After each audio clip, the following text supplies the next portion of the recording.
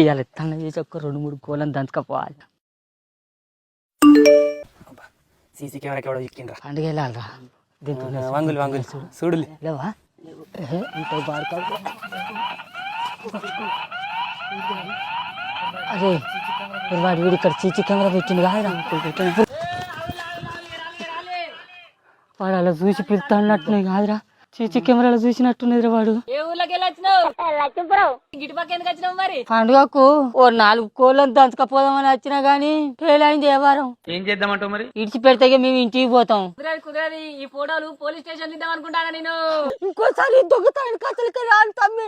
తమ్మి ఇదంతా ఈ పాడుకో చేసి తమ్ముడు పుణ్యం ఉంటుంది. ఈ ఫోటోలు అయితే పోలీస్ స్టేషన్ తమ్మి ఇంకోసారి అత్తనే దొంగతాడు కథ చెప్తాడు కూడా తమ్మి.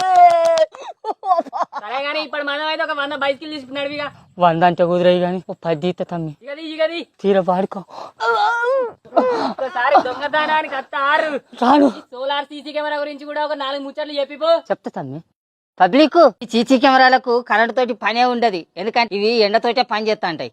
కొత్తగా ఇండ్లు కట్టుకునేటోళ్ళు, రైతన్నలు వాళ్ళ చేన్లు చిలకల కాడ కావాలుండేటందుకు, అట్టనే యాదవన్నలు గొర్రె మందల కావాలుండేటందుకు ఈ సీసీ కెమెరాలు నెంబర్ 1 గా పనిచేస్తాయి. ఇటువంటి సోలార్ సీసీ కెమెరాలు మీకు కూడా కావాలనుకుంటే ఇక్కడ కనబడుతున్న నెంబర్కు ఫోన్ చేసి ఆర్డర్ చేసుకోరి.